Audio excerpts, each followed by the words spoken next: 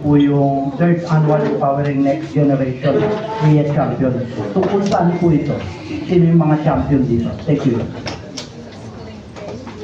Part of our mandate on enabling capacitating agencies.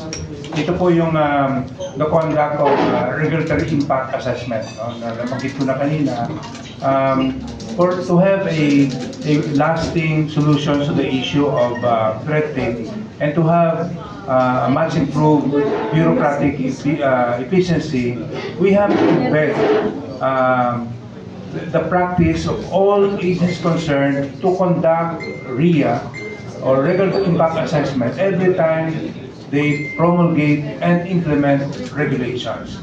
Kasi pag ito po ay already embedded in the system and all agencies comply with these requirements, we will be able to avoid yung mga overlapping regulations, yung mga conflicting regulations, yung mga pahirap na regulasyon. This will also address the issue of, and this is also the also most of the concern raised to us by our development partners, even foreign government, of changing policies in the middle of the game.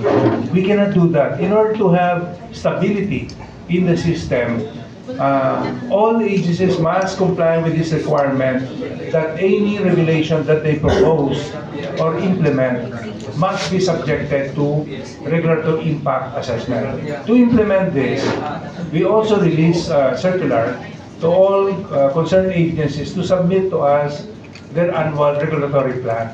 Para po yung kung meron silang plan to regulate, the public will be able to know that there is this plan by government to promulgate or issue a particular regulation.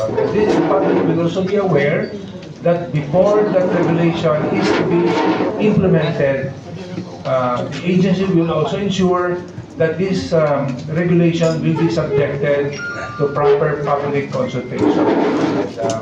That will also ensure na lahat po ng sektor na maapektuhan dito ay makonsulta at makapagbigay sila ng kanilang comment, no, before that regulation is to be implemented.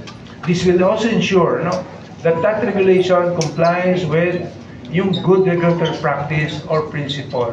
We have also released, no, that 10 Philippine good regulatory principles na before a regulation has to have a legal and a factual basis, there has to be proper consultation, there has to be stakeholder engagement, there also has to be a cost-benefit analysis to ensure that hindi lang basta-basta tayo nagpapatupad ng isang regulasyon.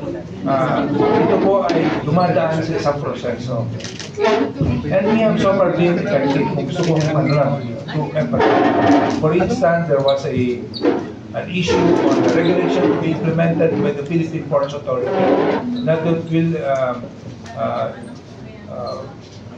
entail an increase, no, in the fees and medyo pahirap. So what the Chambers of Commerce did, they protested, they went to ARTA. What ARTA did, we required PPA to subject the regulation to regulatory impact assessment, and after a thorough review and study, we made the recommendation for that regulation to be subject to proper consultation. And so far, that the PPA has respected our proposal. Recently po, we have an issue with the Bureau of Fire Protection.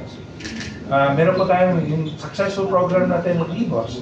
And one of the functionalities doon, while the Bureau of Fire Protection is developing a system to collect the fees, meron po tayong sinuggest, no? And through a joint memorandum circular with DILG, DICT, DTI, at ARTA, meron po tayong pinopose na template memorandum of agreement. And that worked fairly well. At umabot na nga po sa 112 at expectation is next year lalo pang dadami ito until the Bureau of Fire Protection suddenly came up with a directive saying that the memorandum of agreement between the LGU and the Bureau of Fire Protection local chief is hereby rescinded. Of course, the LGUs reacted we received several complaints. So what we did, we immediately raised this matter before the newly appointed PILG secretary. And in one meeting, after briefing the secretary about this, the secretary made a decisive action, telling, advising, directing the Bureau of Fire Protection to suspend that directive, and the Bureau of Fire Protection complied. And so we're continuing with this program on the electronic business one-stop.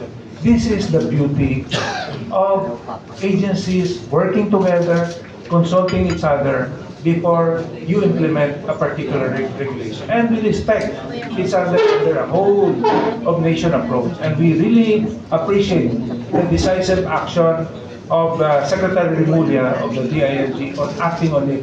And we were able to thwart what could be a damaging move by a government agency. And we also recognize, appreciate the effort of the Bureau of Fire Protection for recognizing our mandate of regulatory review, and for respecting our recommendation, and for calling and meeting with us with the DILG Secretary. Kaya po to talagang kailan talaga sama-sama tayo yung mga ahensya, at wala pong problema na hindi natin nabibigyan ng solusyon kapag ang ahensya kasama po yung private sector ay nag-uusap para mabigyan ng masabilis at tamang solusyon kahit anumang pong problema.